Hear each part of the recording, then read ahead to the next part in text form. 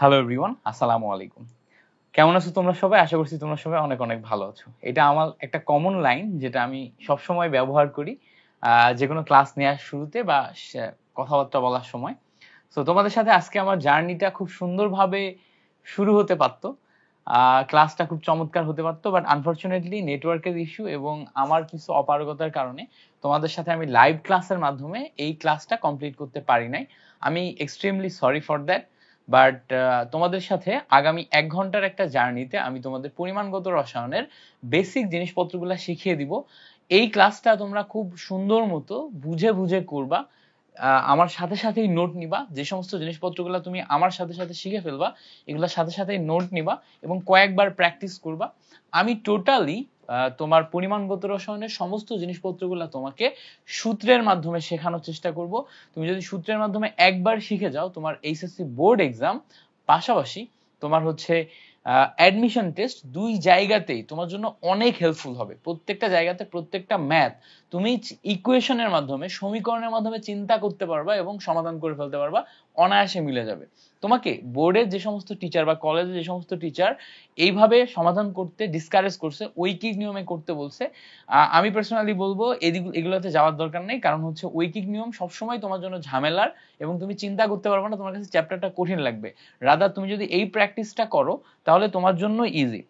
কেন বলছি যে টিচারদের কথা শোনার দরকার নেই? দেখবা যে সমস্ত টিচাররা ডিসকারেজ করে তারা একটু পুরাতন টাইপের টিচার, তারা ঐকিক নিয়মে চিন্তা করতে পছন্দ করেন, সূত্রের মাধ্যমে চিন্তা করতে তারা পছন্দ করেন না, তারা বুঝতে পারেন না বা অনেক ক্ষেত্রে বোঝেনও না। সো এই জন্য তারা ডিসকারেজ করতে পারেন। সো তুমি কি করবা, তুমি সবসময় সূত্রের মাধ্যমে করবা। সো মোলের হিসাব এইটা দিয়ে আমরা হচ্ছে শুরু করবো। এটা ধরো আমাদের টাইপ 1 মোল। ব্যাপারটা কি, আমরা রসায়নের যাবতীয় ক্যালকুলেশনের একক হিসেবে মোলকে ধরি। তুমি ধরো আয়তন নিয়ে ক্যালকুলেশন করবা, তুমি ধরো হচ্ছে সংখ্যা নিয়ে চিন্তা করবা, তুমি ধরো অন্য যে কোনো জিনিস ঘনমাত্রা নিয়ে চিন্তা করবা বা যা কিছু নিয়ে চিন্তা করবা, যেটা নিয়ে চিন্তা করো ওইটা চিন্তার জন্য সবচেয়ে বড় একক হচ্ছে মোল।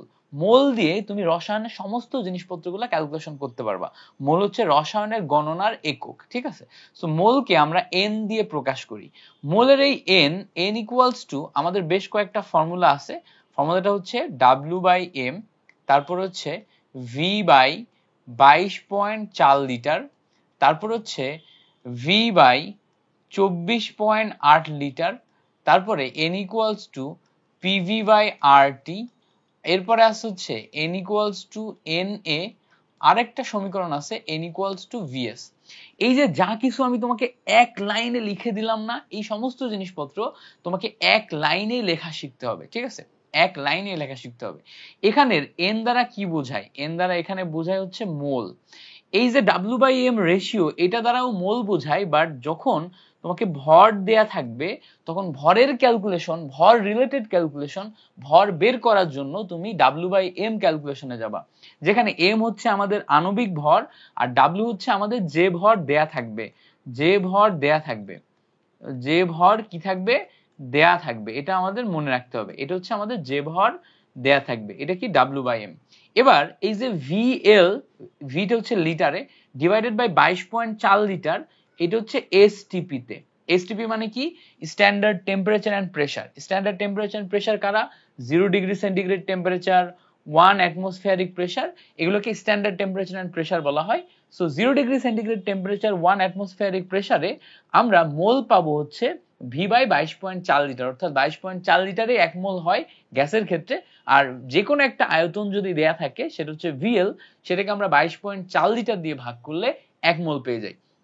এরপরে আসো, আমরা V/24.8 লিটার যেটা আছে এটা হচ্ছে SATP তে। SATP মানে কি? Standard ambient temperature and pressure, অর্থাৎ পরিবেশের তাপমাত্রা।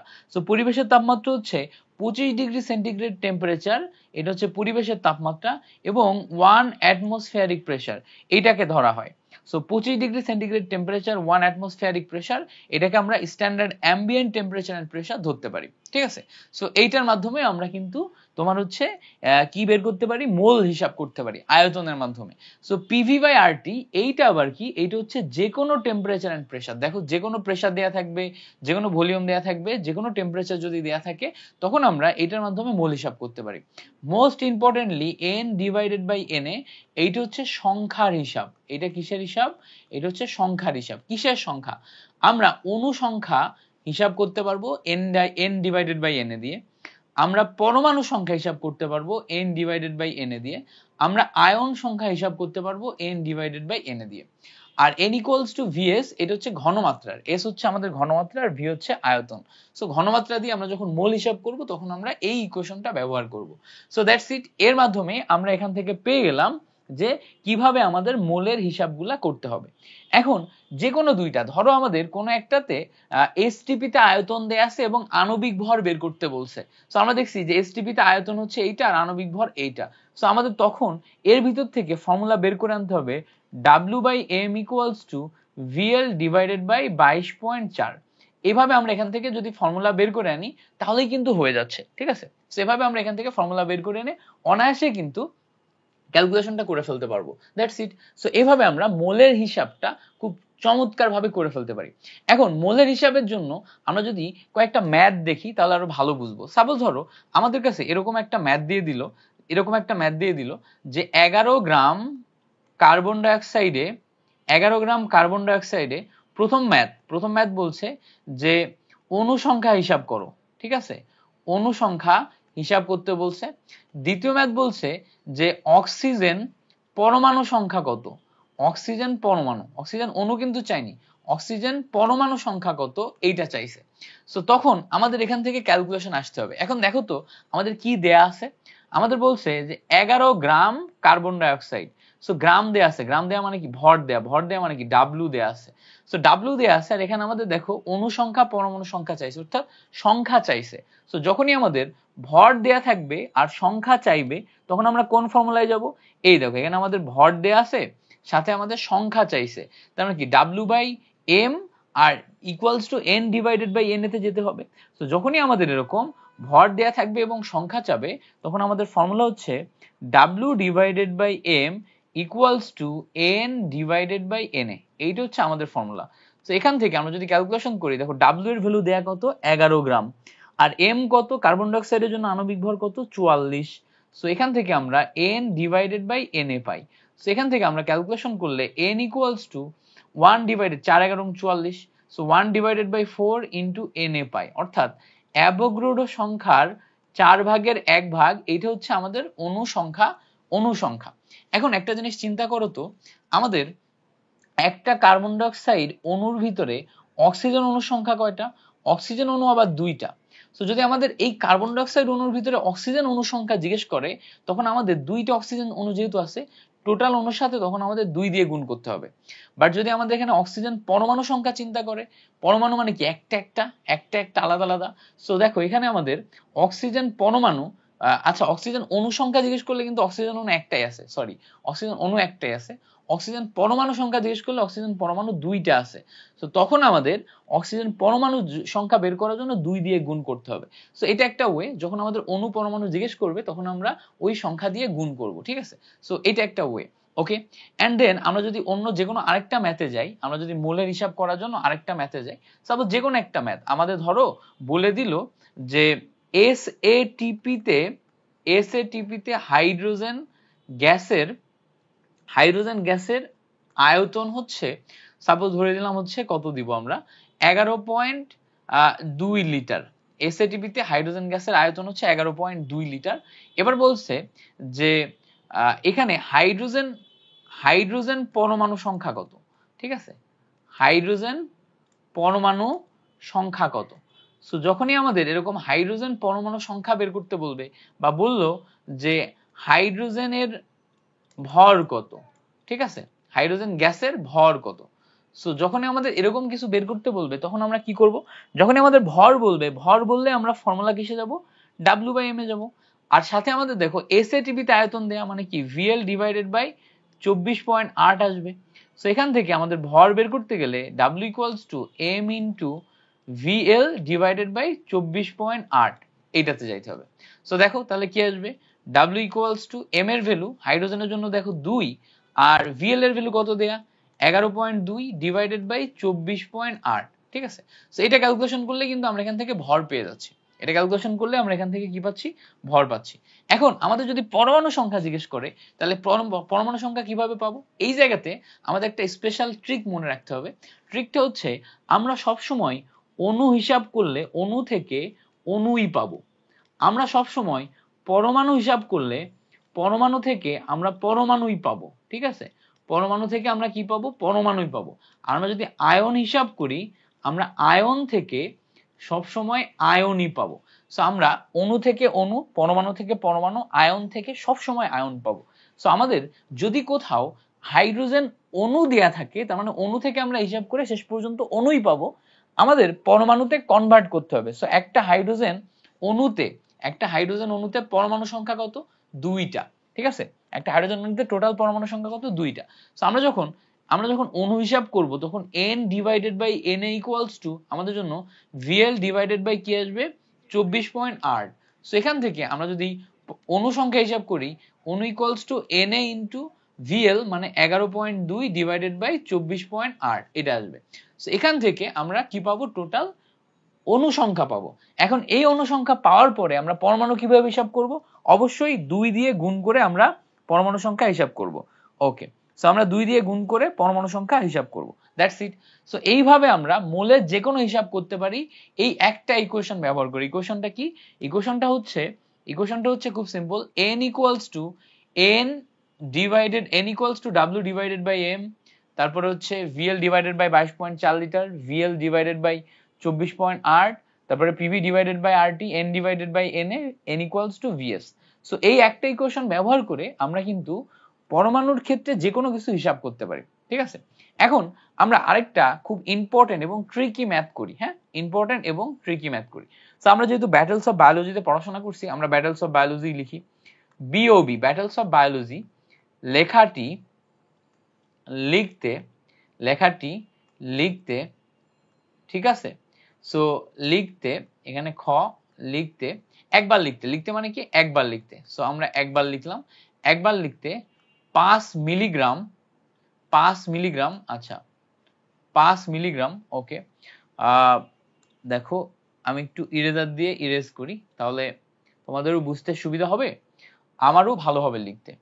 সো 5 মিলিগ্রাম কার্বন ব্যবহার হলে 100 বার লিখতে কতটি পরমাণু ব্যবহার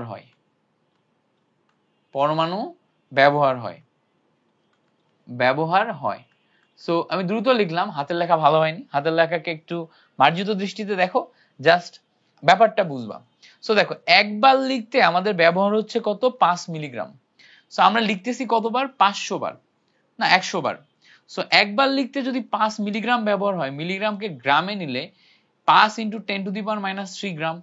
সো এটা আসলে কি বলতো, এটা আসলে ওয়েট। সো একবারের জন্য যদি এত ব্যবহার হয় তাহলে 100 বারের জন্য 100 দিয়ে গুণ করলে আমরা এখান থেকে ওয়েটটা পেয়ে যাব।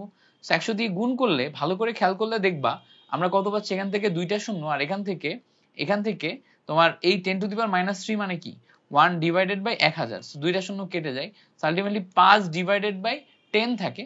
সো এখান থেকে আমরা পাই হচ্ছে 0.5 গ্রাম। সো 0.5 গ্রাম কার্বন আমাদের 100 বার লিখতে ব্যবহার হয়। তাহলে এখন আমাদের পরমাণু চাইছে, এইটা আমরা ওয়েট পাইছি, ওয়েট মানে কি W ডিভাইডেড বাই m। এখন পরমাণু যদি চাই তাহলে আমরা পরমাণু পাবো কি n ডিভাইডেড বাই na থেকে। তাহলে এখান থেকে আমরা যদি n বের করি n ইকুয়ালস টু আসবে na into W divided by m। So আমাদের এই যে অ্যাভোগাড্রো সংখ্যা 6.023 × 10⁻23 এর সাথে আসবে W এর ভ্যালু কত, 0.5 ডিভাইডেড বাই কার্বনের সংখ্যা, কার্বনের আণবিক ভর কত, 12। তো এখান থেকে ক্যালকুলেশন করলে আমরা কিন্তু অনায়াসে বের করে ফেলতে পারবো যে কতটি পরমাণু আমরা এখান থেকে ব্যবহার করব, ঠিক আছে। আমরা কতটি পরমাণু ব্যবহার করব এখান থেকে আমরা অনায়াসে বের করে ফেলতে পারবো। সো এইভাবে অনায়াসে বের করা যায়। এখন এই ছিল হচ্ছে আমাদের মোলের একটা বেসিক ক্যালকুলেশনের হিসাব, যেটা আমরা শিখে ফেলছি। এখন আসো আমরা পরবর্তী বেসিকটা শিখি, সেটা হচ্ছে সহগ অনুপাত সূত্রের বেসিকটা কি। সহগ অনুপাত সূত্রের বেসিকটা শিখবো। সো সহগ অনুপাত সূত্রের বেসিকটা আমরা খুব জেনারেলাইজড একটা সহজ ইকুয়েশন দিয়ে প্রথমে শিখবো, তারপরে আমরা আস্তে আস্তে কঠিন ইকুয়েশনে যাব। সো ধরো তোমার কাছে একটা বিক্রিয়া দিল যে নাইট্রোজেন প্লাস 3 হাইড্রোজেন বিক্রিয়া করে অ্যামোনিয়া তৈরি করলো হচ্ছে 2 মোল। সো এইটা একটা বিক্রিয়া। আরেকটা জেনারেলাইজড বিক্রিয়া দিল যে তোমার কাছে এ মোল এ বিক্রিয়ক বি মোল বি বিক্রিয়কের সাথে বিক্রিয়া করে সি মোল সি বিক্রিয়ক তৈরি করছে। সো এই যে একটা ইকুয়েশন, এই ইকুয়েশন থেকে আমাদের সহগ অনুপাত সূত্র তৈরি করতে হবে। তবে একটা জিনিস মনে রাখবা, সহগ অনুপাত সূত্র হচ্ছে এমন একটা সূত্র যেটা সবসময় বিক্রিয়া সাম্য অবস্থায় হয়। বিক্রিয়া সাম্য অবস্থা মানে কি? বিক্রিয়া জেনারেল যে কোনো একটা বিক্রিয়া ঘটার পরে যদি তুমি তার সহগগুলা বা মোলের যেই সাম্য অবস্থা, মোলগুলার যে সহগগুলা যেগুলো আছে, এটা যদি সাম্য অবস্থায় তুমি না নাও, তাহলে কখনোই ওটা সহগ অনুপাত সূত্র তুমি ফেলতে পারবে না। সো কয় মোলের সাথে কয় মোল বিক্রিয়া করে কয় মোল তৈরি করে, এইটাকে ইকুয়াল করা, এটাকে আমরা বলছি সমান অবস্থা বা ইকুইলিব্রিয়াম বা সাম্য অবস্থা। সো বিক্রিয়ার উভয় সাইডে যে ব্যালেন্সিং, ইংলিশে যেটাকে ব্যালেন্সিং বলে, ব্যালেন্সিংটা করে তারপরে তোমাকে আগাতে হবে। এন্ড দেন আমরা যদি আগাই, ভালো করে খেয়াল করো, আমরা এখানে নাইট্রোজেন দেখতেছি। সো মোল নিলাম, মোলকে আমরা এন দিয়ে প্রকাশ করি। কার মোল? নাইট্রোজেনের মোল। সো মোল অফ নাইট্রোজেনকে এন অফ নাইট্রোজেন দিলাম। এবার আমরা মোল নিলাম, কার মোল? হাইড্রোজেনের মোল। এন অফ হাইড্রোজেনকে আমরা এন অফ হাইড্রোজেন দিয়ে প্রকাশ করলাম। এবার আমরা মোল নিলাম, কার মোল? অ্যামোনিয়ার মোল। অ্যামোনিয়া নিচে লিখলাম। সো আমরা প্রথমে নাইট্রোজেনের মোল নিলাম, তারপরে আমরা হাইড্রোজেনের মোল নিলাম, তারপর আমরা অ্যামোনিয়ার মোল নিলাম।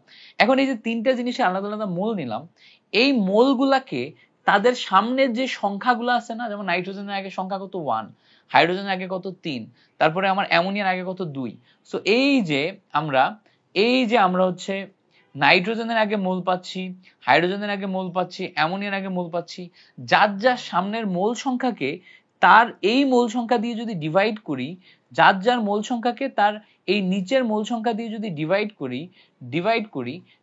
করলে যে অনুপাতটা ক্রিয়েট হয়, এই অনুপাতটা পরস্পর সমান। এই অনুপাতটা কি? পরস্পর সমান। এই জিনিসটাকেই বলা হচ্ছে সহগ অনুপাত সূত্র। এটাকে আমি যদি এই সাইডে একটু আইডেন্টিফাই করে লিখি, দেখো এন অফ এ মানে এ এর মোল, এন অফ বি মানে বি এর মোল, এন অফ সি মানে সি এর মোল। সো যার যার মোল তার সামনের সহগ দিয়ে ডিভাইড হবে। যার যার মোল তার সামনের সহগ দিয়ে ডিভাইড হবে। সো যার যার মোল তার সামনের সহগ দিয়ে যদি আমরা ডিভাইড করি, যেমন দেখো এখানে এ দিয়ে ডিভাইড করছি, বি কে বি দিয়ে, সি কে সি দিয়ে, তাহলে এরা পরস্পর সমান হয়ে যায়। এই যে পরস্পর সমান হয়ে যায়, এইটাকেই বলে হচ্ছে সহগ অনুপাত সূত্র। এই সহগ অনুপাত সূত্র তুমি যদি একবার ডেভেলপ করতে পারো, তাহলে এখান থেকে তুমি যা কিছু ক্যালকুলেশন করতে পারবা। আবার বলি, এই সহগ অনুপাত সূত্র তুমি যদি ডেভেলপ করতে পারো, তাহলে এখানে তুমি যা কিছু ক্যালকুলেশন করতে পারবা। যেমন ধরো এরকম বললো যে আমাদের হচ্ছে এসটিপি তে এরকম বলে দিল, এসটিপি তে 5.4 লিটার হাইড্রোজেন, হ্যাঁ 5.4 লিটার হাইড্রোজেন দিয়ে কত গ্রাম, হ্যাঁ কত গ্রাম এই অ্যামোনিয়া প্রডিউস করা সম্ভব। সো কত গ্রাম অ্যামোনিয়া প্রডিউস করা সম্ভব। সো ভালো করে খেয়াল করলে দেখবা আমাদের এখানে নাইট্রোজেনের সাথে হাইড্রোজেন বিক্রিয়া করে অ্যামোনিয়া প্রডিউস করছে, তাই না? নাইট্রোজেনের সাথে হাইড্রোজেন বিক্রিয়া করে অ্যামোনিয়া প্রডিউস করছে। এই যে অ্যামোনিয়া প্রডিউস করলো, দ্যাট মিন্স আমাদের এখানে হাইড্রোজেনের যে আয়তন সেইটা দেয়া আছে, আর বের করতে বলছে অ্যামোনিয়ার ভর কত। সো আমাদের এই জায়গাতে নাইট্রোজেন, হাইড্রোজেন, অ্যামোনিয়া তিনটার সাথেই সম্পর্ক প্রথম স্থাপন করা যাবে সহগ অনুপাত সূত্র দিয়ে। সো আমরা প্রথমে নাইট্রোজেন, হাইড্রোজেন, অ্যামোনিয়া তিনটার সাথে সম্পর্ক স্থাপন করছি। এরপরে আমরা দেখলাম এদের ভিতরে আমাদের শুধু দুইটা জিনিস লাগবে, একটা হচ্ছে হাইড্রোজেন আর একটা হচ্ছে অ্যামোনিয়া। সো যেহেতু হাইড্রোজেন লাগবে, আমরা কি করলাম, প্রথমে N of hydrogen divided by 3 এটাকে আলাদা করে নিলাম, আর N of ammonia divided by 2 এটাকে আলাদা করে নিলাম। সো আমরা এই দুইটা জিনিসকে আলাদা করে নিছি। এখন যখন আমরা আলাদা করে নিছি, তখন আমরা এই সহগটাকে প্রথমে আলাদা করে সামনে লিখবো। এবার দেখো তো এই জায়গাতে এন অফ হাইড্রোজেন না, হাইড্রোজেন এখানে কি দেয়া আছে দেখো তো, এসটিপি তে আয়তন। এখন তুমি মোল সংখ্যার বেসিক ফর্মুলায় কি পড়ছিলা? এসটিপি তে আয়তন ভি বাই 22.4 লিটার। সো এই জায়গাতে এখন আমরা VL ডিভাইডেড বাই 22.4 লিটার লিখতে পারি। কার ক্ষেত্রে? এই টোটালটা হচ্ছে আমার হাইড্রোজেনের ক্ষেত্রে, ঠিক আছে। এবার এই জায়গার হাফকে আবার তুমি আলাদা করে বাইরে বের করে নাও। এবার অ্যামোনিয়ার ক্ষেত্রে আমার কি ভর বের করতে বলছে না? সো ভর বের করার ফর্মুলা কি? আমার মোল থেকে ভর বের করার ফর্মুলা কি ছিল? W divided by M। So এই জায়গাতে আমরা লিখতে পারি W divided by M। And এই জায়গাতে আমাদের টোটাল যৌগটা কি দেখো? অ্যামোনিয়া। সো এখন দেখো এই জায়গাতে এই VL এর ভ্যালু অলরেডি আমরা জানি, কত বলতো? 5.4, তাই না? 5.4 দেয়া ছিল। সো আমরা যদি এই সাইডে ক্যালকুলেশন করি আমরা একটা পাবো 1/3 into 5.4 divided by 22.4 litre equals to 1/2 into W divided by ammonia. অ্যামোনিয়ার আণবিক ভর কত? অ্যামোনিয়ার আণবিক ভর হচ্ছে নাইট্রোজেন 7, 14 আর 3, 17। সো এখান থেকে আমি যদি ক্যালকুলেশন করি, ক্যালকুলেশন করলে অনায়াসে এখান থেকে কি এখন W এর ভ্যালু বের করা সম্ভব। এই 2 উপরে যে গুণ হবে, এই 17 উপরে যে গুণ হবে, W এর ভ্যালু বের করা সম্ভব। এই যে W এর ভ্যালু বের করলাম, এটা কিন্তু টোটালি আমি সহগ অনুপাত সূত্র দিয়ে করছি, টোটালি সহগ অনুপাত সূত্র দিয়ে। So that's it. সো এখন আমরা এখান থেকে কি বুঝতে পারলাম? আমরা সামারি করি একটু। আমরা বুঝতে পারলাম যে n of A divided by A, n of B divided by B আর n of C divided by C, এই যে একটা সূত্র পেলাম, এই সূত্রের এই মোল দিয়ে আমরা চাইলে যে কোনো ফর্মুলাতে যেতে পারি। কোন ফর্মুলাতে? ওই যে n ইকুয়ালস টু আমাদের W ডিভাইডেড বাই M, তারপর হচ্ছে n ডিভাইডেড বাই Na, তারপর হচ্ছে PV ডিভাইডেড বাই RT, তারপর হচ্ছে VL ডিভাইডেড বাই 22.4 লিটার, তারপর হচ্ছে VL divided by 24.8 litre, n equals to VS। So যে কোনো ফর্মুলাতে আমরা কিন্তু এই জায়গা থেকে শিফট করে করে চলে যেতে পারি। সো এই যে যাওয়াটাকে আমাদের বলতেছে হচ্ছে সহগ অনুপাত সূত্র। সো অন্য যে কোনো একটা ইকুয়েশনকে সহগ অনুপাত সূত্রে তুমি কি লিখতে পারবা? লিখতে তোমার পারা উচিত এখন। যেমন ধরো আমি যদি এখন তোমাকে বলি যে KClO3, এইটাকে তুমি যদি হিট দাও, হিট দিলে KCl প্লাস O2 তৈরি হয়, সহগ অনুপাত সূত্র লিখো। তুমি কি সরাসরি সহগ অনুপাত সূত্র লিখলে এটা হবে? উত্তর হচ্ছে না ভাইয়া, সরাসরি সহগ অনুপাত সূত্র লিখলে হবে না। কেন? কারণ হচ্ছে এখানে ব্যালেন্স নাই, এখানে কোনোভাবেই কারোর সাথে কেউ ব্যালেন্স নাই। এখানে দেখো অক্সিজেন আছে 3টা, এখানে আছে 2টা। সো ব্যালেন্স করতে হবে আমাকে। ব্যালেন্স কিভাবে করব? এর সামনে যদি 3 দিই আর এর সামনে যদি 2 দিই, তাহলে দেখো অক্সিজেন ব্যালেন্স হয়ে গেছে। বাট এখন আমাদের ক্লোরিন এবং পটাশিয়াম বেশি হয়ে গেছে। ক্লোরিন হয়ে গেছে 2টা, পটাশিয়াম হয়ে গেছে 2টা। তাহলে ব্যালেন্স করার জন্য কি দিব? সামনে দিব 2। সো এখন যদি আমরা ক্লোরিন এন্ড পটাশিয়াম এই দুইটাকে ব্যালেন্স করি, তাহলে এখান থেকে কিন্তু আমরা সহগ অনুপাত সূত্র শিখে গেলাম। সো এই যে সহগ অনুপাত সূত্রটা শিখে গেলাম, এই সহগ অনুপাত সূত্র দিয়ে এখন আমরা অনায়াসে সামনে আগাইতে পারবো, ঠিক আছে। সো এই যে সহগ অনুপাত সূত্র নিয়ে আমরা সামনে আগাবো। এখন কিভাবে আগাবো দেখো, প্রথমে লিখবো n of KClO3 divided by 2। তাহলে যার মোল তার সহগ ডিভাইড করলে যে অনুপাতটা পাবো, এটা equals to n of KCl, ঠিক আছে, ডিভাইডেড বাই, এখানেও 2 যাবে, equals to n of oxygen divided by 3। So এই যে সহগ অনুপাত সূত্রটা লিখলাম, এটা থেকে এখন আমরা যে কোনো কিছু বের করতে পারবো। এখান থেকে আমরা ভর বের করতে বললে ভর বের করতে পারবো, আমরা যে সংখ্যা বের করতে বললে সংখ্যা বের করতে পারবো, আয়তন বের করতে বললে আয়তন বের করতে পারবো। এখান থেকে আমাদের যদি ঘনমাত্রা বের করতে বললে আমরা ঘনমাত্রা বের করতে পারবো। সো এখন আমরা যে কন্ডিশনে পৌঁছায় গেছি, এখান থেকে আমরা যা কিছু বের করতে পারবো। সো এটাই ছিল হচ্ছে আমাদের সহগ অনুপাত সূত্রের বেসিক। সো আমরা যদি সহগ অনুপাত সূত্র শিখে যাই, এখন আমরা এই বেসিক ব্যবহার করে যে কোনো জিনিস, যে কোনো ম্যাথ, যে কোনো জিনিস ক্যালকুলেশন করে ফেলতে পারবো, ঠিক আছে। ওকে, সহগ অনুপাত সূত্র ব্যবহার করে আরো একটা জিনিস বের করা যায়, সেটা হচ্ছে লিমিটিং বিক্রিয়ক। কিভাবে লিমিটিং বিক্রিয়ক আমরা একটু জাস্ট দেখি। হ্যাঁ, সহগ অনুপাত সূত্র ব্যবহার করে লিমিটিং বিক্রিয়ক করা, এটা একটু আমরা দেখি। এটা এমসিকিউ এর জন্য। হ্যাঁ, আমরা একটু জাস্ট সাইড নোট নিই যে এমসিকিউ এর জন্য এটা একটা শর্ট ট্রিক। ধরো আমাদের কাছে বিক্রিয়াটাই দেয়া আছে যে নাইট্রোজেন প্লাস 3 হাইড্রোজেন বিক্রিয়া করে আমাদের তৈরি করছে হচ্ছে 2 মোল অ্যামোনিয়া। সেখানে নাইট্রোজেনের ভ্যালু দেয়া আছে হচ্ছে 7 গ্রাম আর হাইড্রোজেনের ভ্যালু দেয়া আছে হচ্ছে 5 গ্রাম। সো কে লিমিটিং বিক্রিয়ক, এটা আমাদের বের করতে হবে। সো আমাদের বেসিক ফর্মুলা অনুযায়ী n of nitrogen divided by 1 equals to হওয়ার কথা n of hydrogen divided by 3। So এখন এই জায়গাতে আমরা যদি ভ্যালুগুলা বসায় যার মোল সংখ্যা কম হবে বা যার অনুপাত কম হবে, সে হবে হচ্ছে লিমিটিং বিক্রিয়ক। সো অনুপাত কার কম হবে, অনুপাত কিভাবে বের করব এটা আমরা এখন দেখি। সো অনুপাত বের করা কিভাবে দেখবো আমরা? সো আমরা প্রথমে 1/1 রাখলাম। এবার নাইট্রোজেনকে ভাঙলে যেহেতু ভর দেয়া আছে W/M পাবো। So W equals to 7 and দেখো M এর ভ্যালু কত? নাইট্রোজেন 7, 14। সো এটা আমাদের ক্যালকুলেটর লাগবে, ক্যালকুলেটর দিয়ে আমরা বের করব।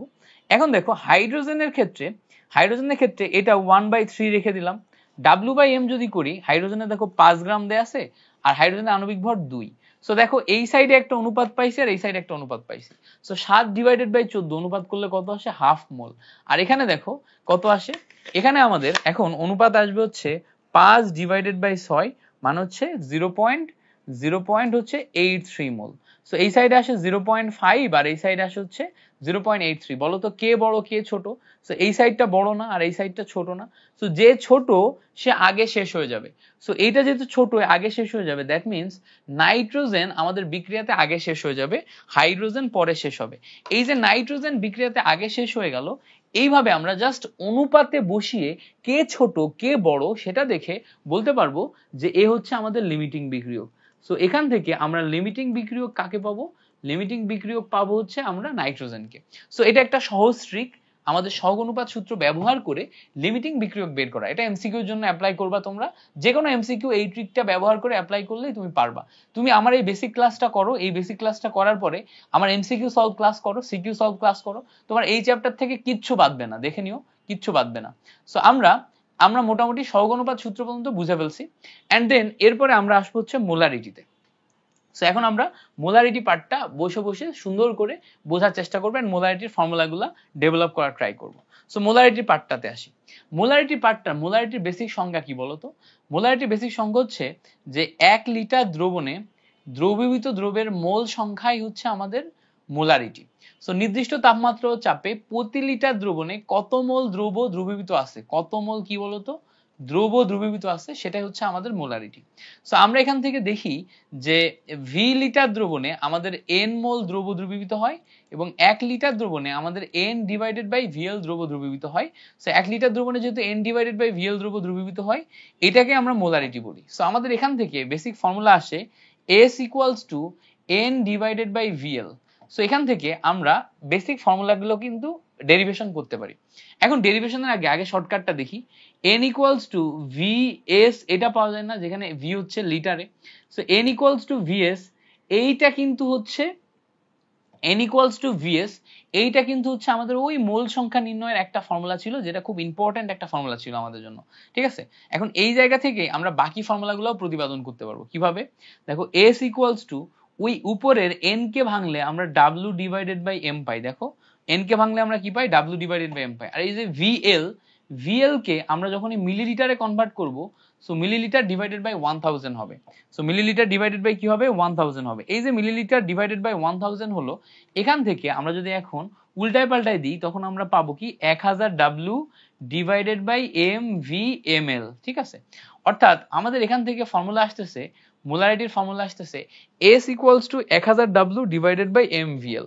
সো এই যে মোলারিটির যে ফর্মুলাটা পেলাম, এইটা দিয়েই আমরা সব হচ্ছে ক্যালকুলেশন করে ফেলতে পারবো। এটাই হচ্ছে তোমার ঘনমাত্রা বের করার সবচেয়ে অপটিমাম ফর্মুলা। এই ফর্মুলাটা তুমি মুখস্থ করবা, এটা দিয়ে সমস্ত জিনিসপত্র তুমি ক্যালকুলেশন করতে পারবা। সো এইটা প্রথমত তোমাকে মুখস্থ করতে হবে। সো ধরো আমি ধরে নিলাম তোমার কাছে এটা মুখস্থ হয়ে গেছে। এখন এইটা যদি মুখস্থ হয়ে যায়, এটা দিয়ে কিভাবে তুমি ম্যাথগুলা করতে পারবা? দেখো আমরা একটু ম্যাথ বের করা শিখি। আমাদের বললো যে 53 gram sodium carbonate Na2CO3 250 ml দ্রবণে থাকলে, ঠিক আছে, ঘনমাত্রা কত?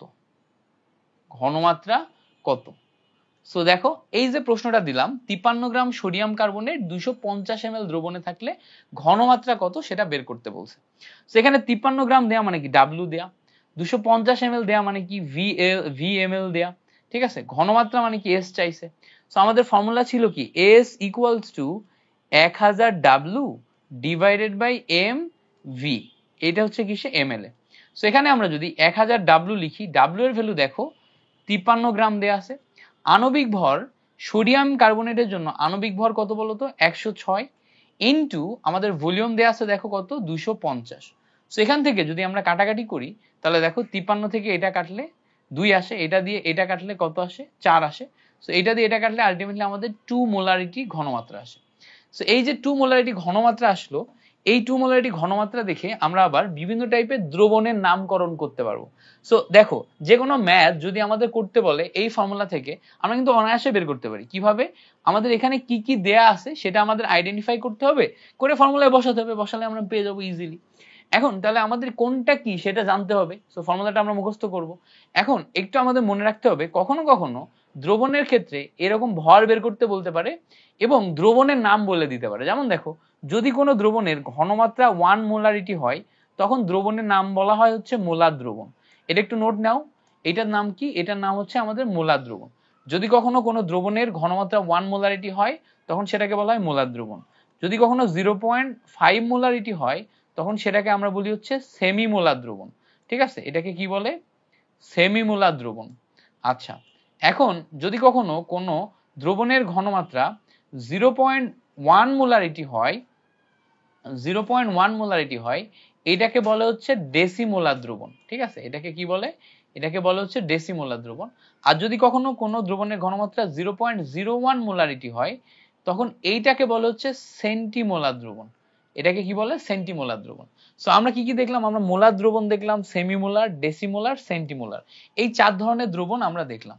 সো আমাদের বিভিন্ন সময় বিভিন্ন টাইপের দ্রবণ দেয়া থাকতে পারে, সেটার উপর ডিপেন্ড করে জিজ্ঞেস করতে পারে। যেমন ধরো বললো যে 0 না, বললো হচ্ছে যে 100 ml দ্রবণে, 100 ml দ্রবণে ডেসিমোলার দ্রবণ, ডেসিমোলার 100 ml দ্রবণে ডেসিমোলার সোডিয়াম হাইড্রোক্সাইড থাকলে, হ্যাঁ, কত ভরে সোডিয়াম হাইড্রোক্সাইড উপস্থিত ছিল। সো আমাদের এখানে ভর চাইছে। সো ডেসিমোলার মানে কি? ডেসিমোলার মানে হচ্ছে S equals to 0.1। আচ্ছা, ভি ml কত দেয়া আছে? দেখো 100 ml দেয়া আছে, ভি ml 100 ml দেয়া আছে। এবার সোডিয়াম হাইড্রোক্সাইডের আণবিক ভর আমরা বের করতে পারবো। সোডিয়াম হাইড্রোক্সাইড আণবিক ভর সম্ভবত 40। সেখান থেকে এখন কিন্তু আমরা অনায়াসে ডাব্লিউ এর ভ্যালু বের করতে পারবো। সো এরকম বিভিন্ন জিনিসপত্র বিভিন্ন সময় আমাদের কাছে দেয়া থাকতে পারে, যার উপর ডিপেন্ড করে আমরা কিন্তু অনায়াসে বের করতে পারি কি? আমরা অনায়াসে বের করতে পারি হচ্ছে মোলারিটি। সো আমরা এইভাবে মোলারিটির ম্যাথগুলা কিন্তু অনায়াসে করে ফেলতে পারি। এরপরে আসে আমাদের জন্য পরবর্তী কনসেপ্ট হচ্ছে মোলালিটি। মোলালিটি মানে কি? মোলালিটি মানে হচ্ছে 1000 গ্রাম দ্রাবকে, আগে কি দেখছি আমরা? 1000 ml দ্রাবকে দেখছি না, 1000 ml দ্রবণে দেখছি না। এখন বলছে যে 1000 গ্রাম দ্রাবকে যত মোল দ্রব দ্রবীভূত অবস্থায় থাকে, যত মোল দ্রব, তাহলে দ্রব থাকে কিসে? মোলে।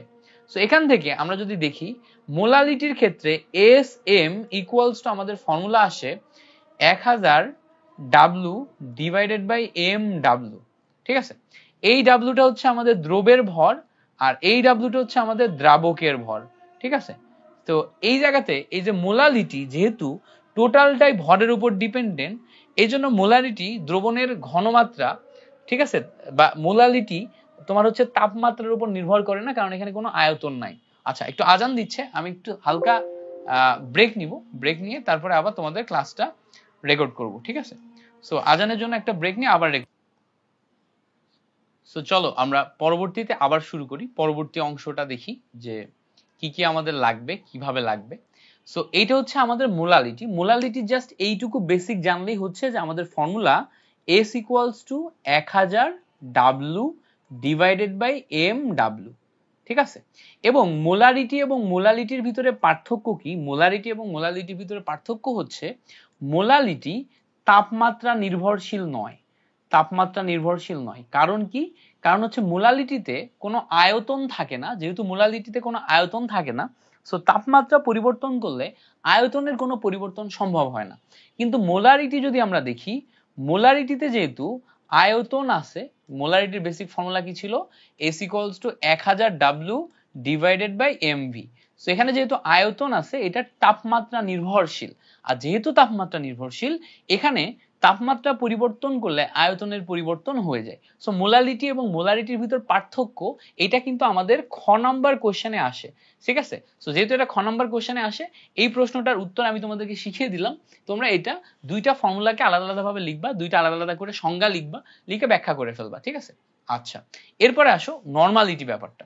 সো আমরা নরমালিটির খুব ডিপে যাব না, নরমালিটি ডিপে যাওয়া যায় এবং নরমালিটি নিয়ে অনেক ম্যাথ ট্যাথ করা যায়। আমরা জাস্ট নরমালিটির বেসিকটা শিখবো। ঠিক আছে, সো নর্মালিটির বেসিক হচ্ছে, ভালো করে বুঝবা, আগে আমরা তুল্য সংখ্যা ব্যাপারটা বুঝি। তুল্য সংখ্যা ব্যাপারটা হচ্ছে যে যার যা কিছু আছে তাই তার তুল্য সংখ্যা। এইটার কথাটার মানে কি? এই কথাটার মানে হচ্ছে, ধরো যে কোন একটা অ্যাসিড তুমি নিছো, সো অ্যাসিড কি হাইড্রোজেন প্লাস আয়ন ডোনেট করতে পারে। সো অ্যাসিড যেহেতু হাইড্রোজেন প্লাস আয়ন ডোনেট করতে পারে, সো HCl এর ক্ষেত্রে যেহেতু একটা হাইড্রোজেন প্লাস আয়ন ডোনেট করতে পারবে, তুল্য সংখ্যা 1। সালফিউরিক অ্যাসিডের ক্ষেত্রে দেখো এর দুইটা হাইড্রোজেন প্লাস আয়ন ডোনেট করতে পারবে, তুল্য সংখ্যা 2। ক্ষারের ক্ষেত্রে সোডিয়াম হাইড্রোক্সাইড ক্ষার একটা OH মাইনাস ডোনেট করতে পারে, তুল্য সংখ্যা 1। তারপরে ম্যাগনেসিয়াম হাইড্রোক্সাইড ক্ষার দুইটা ডোনেট করতে পারে, তুল্য সংখ্যা 2। সো এভাবে যার যা কিছু আছে তাই তার তুল্য সংখ্যা, ঠিক আছে? অর্থাৎ যে কয়টা ডোনেট করতে পারে বা ছাড়তে পারে সেটাই তার তুল্য সংখ্যা। যেমন দেখো কোন একটা ধাতু তুমি নিলা, সেই ধাতুর ক্ষেত্রে ধরো তার জারণ সংখ্যাই হচ্ছে তার তুল্য সংখ্যা। এবার কোন একটা অধাতুর ক্ষেত্রে তুল্য সংখ্যা নির্ণয় একটু ব্যতিক্রম। অধাতুর ক্ষেত্রে তুল্য সংখ্যা, তো তুল্য সংখ্যা অফ অধাতু এটা কি আসে? অধাতুর ক্ষেত্রে তুল্য সংখ্যা হচ্ছে যোজনী ইনটু তোমার হচ্ছে পরমাণু সংখ্যা, যোজনী ইনটু পরমাণু সংখ্যা। যেমন দেখো হাইড্রোজেনের যোজনী কত? 1, পরমাণু সংখ্যা 2। সো হাইড্রোজেনের ক্ষেত্রে তুল্য সংখ্যা কত আসবে? 2। যেমন দেখো তুল্য সংখ্যা যদি আমি বের করতে যাই অক্সিজেনের ক্ষেত্রে, সো অক্সিজেনের ক্ষেত্রে তুল্য সংখ্যা কত আসবে? যোজনী 2 এবং পরমাণু সংখ্যা 2, অর্থাৎ অক্সিজেনের তুল্য সংখ্যা কত? 4। ঠিক আছে? এই যে তুল্য সংখ্যা বের করলাম, তুল্য সংখ্যা বের করলেই আমরা এখান থেকে আরেকটা কনসেপ্ট শিখবো এমসিকিউ এর জন্য, বাট আমরা এইটা ব্যবহার করে ম্যাথ করব না, আমরা জাস্ট এমসিকিউ এর জন্য শিখবো। তুল্য সংখ্যার পরে আরেকটা কনসেপ্ট হচ্ছে আমাদের তুল্য ভর। ঠিক আছে? তুল্য ভর ব্যাপারটা কি? আণবিক ভরকে তুমি যদি তুল্য সংখ্যা দিয়ে ভাগ করো তাহলে তুল্য ভর পাবা। আবার বলি, আণবিক ভরকে তুমি যদি তুল্য সংখ্যা দিয়ে ভাগ করো তাহলে তুমি তুল্য ভর পাবা। সো ধরো আমরা যদি সোডিয়াম কার্বনেট দেখি, সোডিয়াম কার্বনেটের তুল্য ভর কত? আমি যদি সোডিয়াম কার্বনেট দেখি, সোডিয়াম কার্বনেটের তুল্য ভর কত? সো সোডিয়াম কার্বনেটের তুল্য ভরের ক্ষেত্রে দেখো আণবিক ভর 106, তুল্য সংখ্যা 2। সো এখান থেকে আমরা তুল্য ভর পাচ্ছি কত? 53। ঠিক আছে? সো এখান থেকে আমরা তুল্য ভর পাচ্ছি কত? 53। যেমন দেখো সালফিউরিক অ্যাসিড H2SO4, এইটার ক্ষেত্রে তুল্য ভর কত? দেখো আমাদের আণবিক ভর 98, তুল্য সংখ্যা 2, সো আমাদের তুল্য ভর কত? 49। সো এভাবে কিন্তু আমরা অনায়াসে তুল্য ভর ব্যাপারটা বের করতে পারি। ঠিক আছে? এখন দেখো তুল্য সংখ্যা, তুল্য ভর দুইটা কনসেপ্ট ক্লিয়ার। এখন আমরা একটা নতুন জিনিস শিখবো, সেটা হচ্ছে যে মোলারিটির সাথে তুল্য সংখ্যা গুণ করলে আমরা নরমালিটি পাই। আবার বলি, মোলারিটির সাথে তুল্য সংখ্যা গুণ করলে আমরা নরমালিটি পাই। সো কোথাও যদি আমাদেরকে নরমালিটি বের করতে বলে, আমরা সিম্পলি মোলারিটি বের করব। কোথাও যদি আমাদের নরমালিটি বের করতে বলে আমরা মোলারিটি বের করব। মোলারিটি বের করার পর আমরা তুল্য সংখ্যা দিয়ে গুণ করব, তুল্য সংখ্যা দিয়ে গুণ করলে আমরা নরমালিটি পেয়ে যাব। আবার বলি, মোলারিটি বের করব, তুল্য সংখ্যা দিয়ে গুণ করব, আমরা নরমালিটি পেয়ে যাব। That's it. সাপোজ ধরো আমাদের বললো যে এরকম যে 4 গ্রাম সোডিয়াম হাইড্রোক্সাইড যদি 100 ml দ্রবণে দ্রবীভূত থাকে, ঠিক আছে, তাহলে হচ্ছে আমাদের নরমালিটি কত? সো আমাদের নরমালিটি কত? সো নরমালিটি যদি আমাদের বের করতে বলে তখন আমরা কিভাবে বের করব? প্রথমে আমরা মোলারিটি বের করব। S = 1000 W divided by mv। So এখানে আমরা 1000 নিলাম, W এর ভ্যালু কত দেয়া আছে আমাদের? দেখো 4 গ্রাম দেয়া আছে, আর নিচে সোডিয়াম হাইড্রোক্সাইড মানে 40, এন্ড দেখো V দেয়া আছে কত আমাদের? 100। সেখান থেকে কাটাকাটি করলে 2টা শূন্য কাটে, একটা শূন্যর সাথে একটা শূন্য কাটে, 4 এর সাথে 4 কাটে, এখান থেকে আমরা 1 মোলারিটি পাই। 1 মোলারিটি পাই কি? মোলারিটি। এখন দেখো নরমালিটি কিভাবে বের করব? Normality equals to molarity into তুল্য সংখ্যা। তো তুল্য সংখ্যা কত আসবে? সোডিয়াম হাইড্রোক্সাইডের জন্য আমাদের তুল্য সংখ্যা কত? 1। সো সোডিয়াম হাইড্রোক্সাইডের জন্য যদি তুল্য সংখ্যা 1, এখান থেকে আমরা 1 নরমাল পাবো হচ্ছে নরমালিটি। সো এইভাবে যদি কোথাও আমাদের মোলারিটি বের করতে, মানে নরমালিটি বের করতে বলে, আমরা মোলারিটি বের করে নরমালিটিতে কনভার্ট করব। আবার কোথাও যদি আমাদের নরমালিটির ইনফরমেশন দিয়ে মোলারিটি বের করতে বলে, সো আমরা নরমালিটি থেকে মোলারিটিতে সরাসরি এই ইকুয়েশন থেকেই কনভার্ট করে ফেলতে পারবো। ঠিক আছে? সো এটা হচ্ছে একটা ট্রিক, যেটার মাধ্যমে আমরা নরমালিটি ব্যাপারটা এটার সাথে অ্যাডজাস্ট করি। ঠিক আছে? সো নরমালিটি ব্যাপারটার সাথে অ্যাডজাস্ট করি। ওকে, আমরা কিন্তু অনেক বেসিক আলোচনা করতেছি না, কারণ কি আমাদের কম্প্যাক্ট ক্লাস। বেসিক আলোচনা করলে কিভাবে আসলো প্রতিপাদন কিভাবে হলো এটা সেটা দেখাইলে তুমি আসল জিনিসটা বুঝতে পারবা না। সো এখানে তুমি কি করবা, জাস্ট এই শর্টকাট ট্রিকটা মেথডটা ব্যবহার করবা, ঠিক আছে? ওকে, এই শর্টকাট ট্রিক বা মেথডটা ব্যবহার করলাম। এখন আমরা পরবর্তীতে শতকরা ঘনমাত্রায় আসি। এইটা ছিল কিন্তু আমাদের নরমালিটি টপিক, এই জায়গা থেকে কেটে দাও। এটা হচ্ছে টপিক ছিল আমাদের নরমালিটি, আমি এটার পিডিএফ দিব তোমাদের। সো নরমালিটি পিডিএফ যেহেতু দিব, সো একটু লিখে দিলাম। এবার আসো শতকরা ঘনমাত্রায়। সো শতকরা ঘনমাত্রা ব্যাপারটা কি, দেখো কোথাও যদি আমাদের এরকম উল্লেখ থাকে যে 5%, এটা দ্বারা বোঝায় হচ্ছে শতকরা ঘনমাত্রা। 5% মানে হচ্ছে 5 ডিভাইডেড বাই 100। উপরের 5 দ্বারা বোঝায় হচ্ছে ডাব্লু, আর নিচের 100 দ্বারা বোঝায় হচ্ছে ভি। অর্থাৎ 5 গ্রাম 100 ml, ঠিক আছে? সো 5% মানে হচ্ছে 5 ডিভাইডেড বাই 100, 5 গ্রাম 100 ml। আবার বলি, 5 divided by 100, 5 gram 100 ml। So যদি আমাদের কোথাও x% দেয়া থাকে, দ্যাট মিন্স কি x ডিভাইডেড বাই 100, তার মানে x গ্রাম আছে কত, 100 ml। আবার বলি x গ্রাম 100 ml।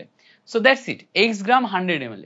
সো যদি কোথাও আমাদের এরকম শতকরা পার্সেন্টেজ দেয়া থাকে এবং ঘনমাত্রা বের করতে বলে, তখন আমাদের ফর্মুলা খুব সিম্পল ফর্মুলা। সেটা কি, s equals to 10x divided by m।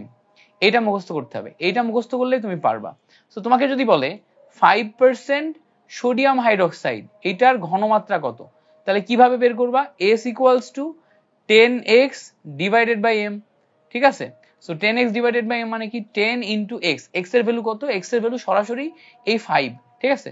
So 5 divided by m, m মানে কত, 40। সো এখান থেকে একটা করে কাটো, একটা করে কাটো, কাটলে কত আসবে, 5 ডিভাইডেড বাই 4, এটা আসবে হচ্ছে আমাদের ঘনমাত্রা। সো এইভাবে কিন্তু আমরা শতকরা ঘনমাত্রা বের করি অনায়াসে এই ফর্মুলা দিয়ে। আবার ধরো যদি এরকম বলে যে 0.5 মোলারিটি 5 মোলারিটি সোডিয়াম কার্বনেটের শতকরা ঘনমাত্রা বের করো। সো 0.5 মোলারিটি সোডিয়াম কার্বনেটের শতকরা ঘনমাত্রা যদি বের করতে বলে, তো আমাদের ফর্মুলা হচ্ছে s equals to 10x divided by m। So x এর ভ্যালু কি আসবে, x এর ভ্যালু আসবে হচ্ছে sm ডিভাইডেড বাই 10। সো এখান থেকে আমরা জাস্ট sm ডিভাইডেড বাই 10 করলেই এই যে x এর ভ্যালু পাবো, x এর ভ্যালুটাই হচ্ছে আমাদের শতকরা ঘনমাত্রা। x এর ভ্যালুই আমাদের শতকরা ঘনমাত্রা। সো s এর ভ্যালু কি আছে দেখো তো, s এর ভ্যালু আমাদের জন্য দেয়া আছে হচ্ছে, s এর ভ্যালু আমাদের দেখো সোডিয়াম কার্বনেট 106, এন্ড m এর ভ্যালু হচ্ছে 106, আর s এর ভ্যালু দেখো 0.5 ডিভাইডেড বাই 10। সো এখান থেকে আমরা অনায়াসে করে ফেলতে পারতেছি। এই যে 0.5 মানে কি 1/2, এটা দিয়ে এটা কাটো আসে হচ্ছে আমাদের 53, এটা দিয়ে এটা কাটো আসে দেখো হচ্ছে 5.3। সো এটা থেকে আমরা 5.3% পাচ্ছি। কি পাচ্ছি, 5.3%। এভাবে কিন্তু আমরা অনায়াসে শতকরা ঘনমাত্রা বের করে ফেলতে পারি। যে কোনো জায়গায় আমাদের যদি শতকরা ঘনমাত্রা বের করতে বলে, তাহলে আমরা কিভাবে বের করব, s equals to 10x divided by m, এইভাবে বের করব, এই ফর্মুলা দিয়ে বের করব। সব সময় আমরা এই ফর্মুলাটা ব্যবহার করব। এই ফর্মুলা ব্যবহার করে আমরা কিন্তু অনায়াসে শতকরা ঘনমাত্রা বের করতে পারি, ঠিক আছে? এরপরে আসো হচ্ছে আমাদের ppm ppb ppt এই টপিকটাতে। সো ppm ppb ppt এই টপিকটা আমরা কিভাবে শিখবো এটা একটু দেখি।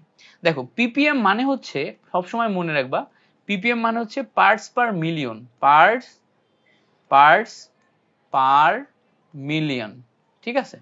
এখন এর মানে কি, মিলিয়ন মানে হচ্ছে 10 to the power 6, 1 million subscriber শুনছো না, মানে কি 10 লাখ, 10 টু দি পাওয়ার 6 মানে হচ্ছে 10 লাখে একটা। একদিন আমারও ইনশাআল্লাহ 1 মিলিয়ন সাবস্ক্রাইবার হবে, হ্যাঁ একদিন হবে, এই বছরে হবে না সামনের বছর হবে। সো এর মানে হচ্ছে যে 10 মিলিয়ন বা 1 মিলিয়ন বা 10 লাখে একটা। সো তুমি ধরো আমার 1 মিলিয়ন সাবস্ক্রাইবার এবং তার ভিতরে তুমি একজন, হ্যাঁ? তার মানে কি, তার মানে তুমি হচ্ছে 1 ppm। 1 ppm কেন, কারণ তুমি হচ্ছে 10 টু দি পাওয়ার 6 মানে 10 লাখে একজন, ঠিক আছে? এই যে 10 লাখে একজন, এইটা একটা রেশিও। এই রেশিওটাকে 1/10 টু দি পাওয়ার 6 বলা হয়। এই রেশিওটাকে 1/10 টু দি পাওয়ার 6 বলা হয়। সো এই রেশিওটা আমরা যদি ঘনমাত্রার ক্ষেত্রে অ্যাপ্লাই করতে যাই, তখন আমরা উপরে দিব w, নিচে দিব হচ্ছে, উপরে দিব w, নিচে দিব হচ্ছে v, ঠিক আছে? সেই যে উপরে wটাকে যদি আমরা মিলিগ্রাম আকারে নিই আর নিচে ভলিউমটাকে যদি আমরা ভি আকারে দিই, সো এই মিলিগ্রাম পার তোমার হচ্ছে ভলিউম লিটার নিই, সো এই মিলিগ্রাম পার লিটারের যে রেশিও, সেটা হয় হচ্ছে আমাদের 1/10 টু দি পাওয়ার 6 এই রেশিওতে। সো আমরা যখনই মিলিগ্রাম পার লিটার রেশিওটা ব্যবহার করি, এইটার মানেই হচ্ছে ppm, কারণ এটাই মানেই হচ্ছে তোমার হচ্ছে পার্টস পার মিলিয়ন, ঠিক আছে। সো মিলিগ্রাম পার লিটার রেশিওটা ব্যবহার করা মানেই কি পিপিএম। সো আবার একটু আমরা এই জায়গাতে রিক্যাপ করি।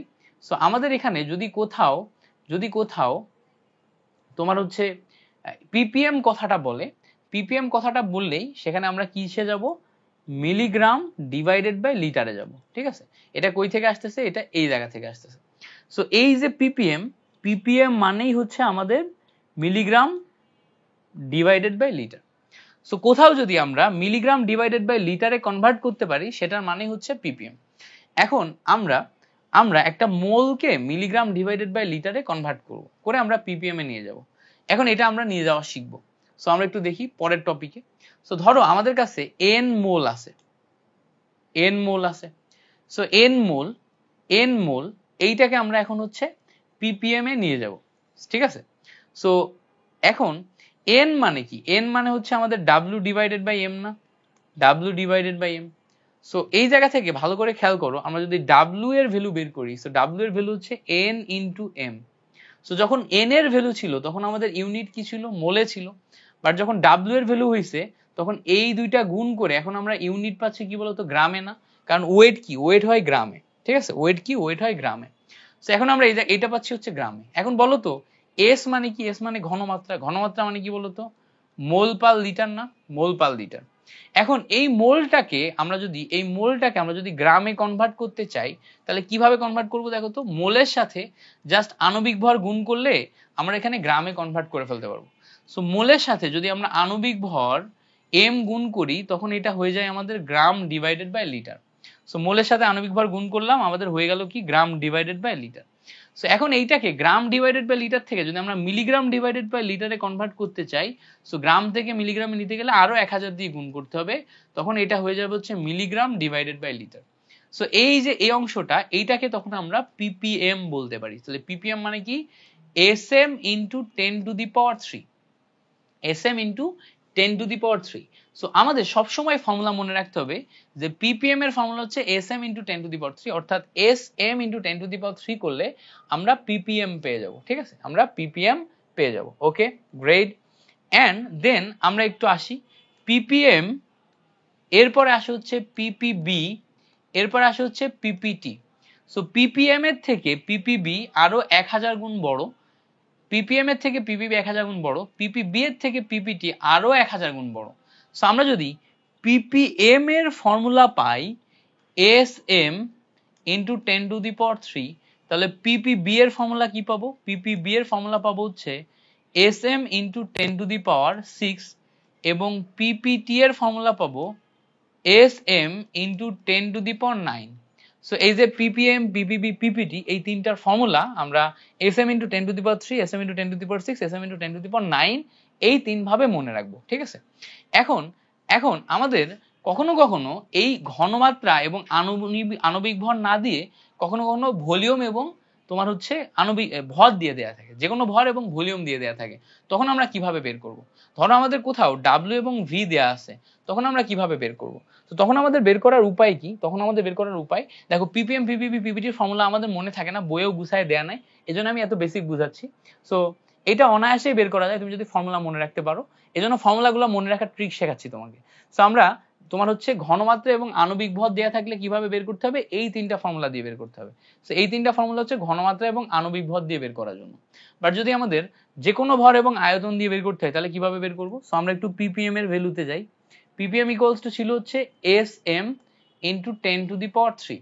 সো এস এর ভ্যালু মানে কি, এস মানে দেখো আবার 1000 W divided by MV into আবার 10 to the power 3।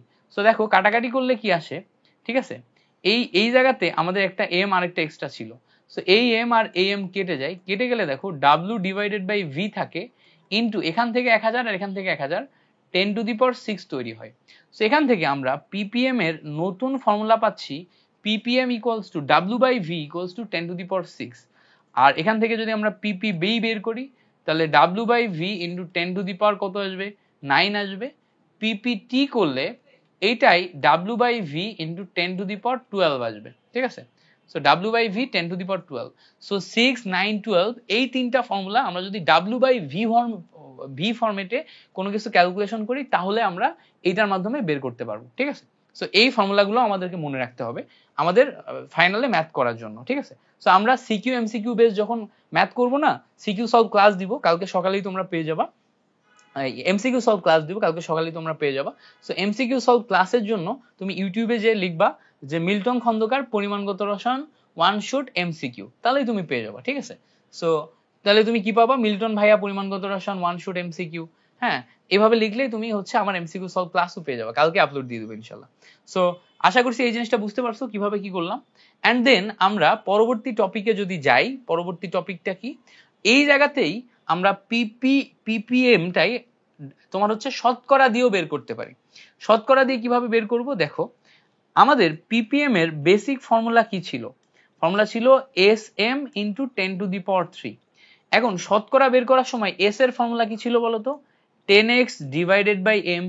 So 10x divided by M, সাথে আরেকটা এম, আর এখানে আছে কি 10⁻³। তো দেখো এখান থেকে এম এম কেটে গেলে আমাদের ভ্যালু আসে x ইন্টু 10⁻⁴।